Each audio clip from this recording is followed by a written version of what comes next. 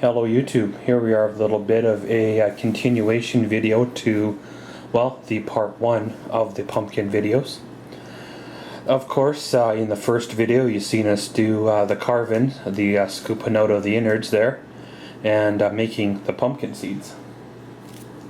So of course in this video here, we're going to carve in the pumpkin face that everybody's become familiar with, accustomed to, well, over the years of doing the whole pumpkin thing. So of course, first of all, you want to select the side of the pumpkin that gives the good enough face to what you're wanting to do. A lot of pumpkins aren't symmetrical. They always have a bad side. We'll say like this side here, as you've seen there, where it laid on the ground, maybe probably like this, when it was growing.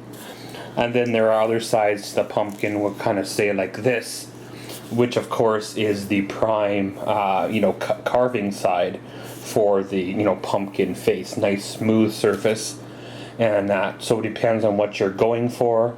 You always want to select the right side or whatever and go from there. So basically, if you want a freehander, you just freehand it, grab a knife, and away she goes. You can buy those fancy pattern kits that you get on there and trace, and away you go. There's several methods, several ways of carving a pumpkin. People use their own imagination, or they just kind of follow what the book says to do. So of course we're going to lay out a pattern here and kind of take it from there. Okay guys, so this is the face that has been chosen for this here pumpkin for this here year. And of course, like I said, it's kind of your standard cutout here. Of course, with a marker, you kind of just freehand what you figure it could look like or should look like. Taking into account, the teeth and whatever. Left little nostrils here for the nose and, little eyeball type of dealies.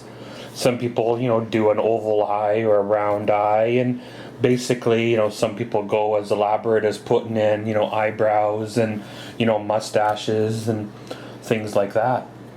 I've actually seen pumpkins where they carve out the orange, leaving the little inner layer of white, and they actually go as far as making that inner layer thin enough to be semi-transparent, that the light still does go through.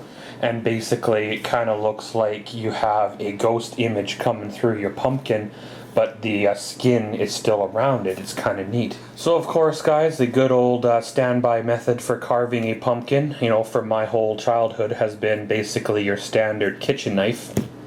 You can branch out and use a hatchet, a 2x4, or a chainsaw, but sometimes those methods don't turn out quite the way you think they should. So basically nowadays they make this handy dandy battery powered basically miniature reciprocating saw, if you will, and pretty much you create the little divot there with the pointer, plunger on in, and it cuts the pumpkin kind of, if you want to say, kind of like a miniature Dremel. Okay guys, so here we go. Of course I made a pass over once, of course, in the pumpkin here, with this wonderful little battery operated saw. And of course, like anything you buy for $7, made quite cheaply, it doesn't work at all. So the best way to use it is basically like a manual handsaw. It just happens to be very, very fine and able to get around the corners and things like that. So as you see here, close up of the eye, you'll see that it's very, very narrow at the back. It won't let a lot of light through. Where this one over here has been widened out a little bit and will let more of the light through. And basically same, with the nose and, a little bit in the mouth. So of course you take the old standby method with the full-size knife, you get in there and then that's when you widen things out. So of course, widen things out a bit, clean things up a little bit, and then basically she's, be ready for the lighting. Okay guys, so there we go. Got pretty much, the eyes cleaned out, about as best as they're going to get. Same with the nose and, the mouth itself. Got it cleaned out and good to go. So of course, let's give her a lighting here, of course, inside the house. then of course after dark we'll head her back out and then do one outside. Well, basically guys, that's what you'll be looking at there. That's pretty much the finished product there of the pumpkin carving. Of course, this is just a a shot here inside the house in the semi-dark here. And of course, I'll cut to a scene here up next where we're outside after dark, giving her another light. Okay guys, so here we go. Pretty much outside after dark. Gonna give the pumpkin a lighten and we'll see how she looks.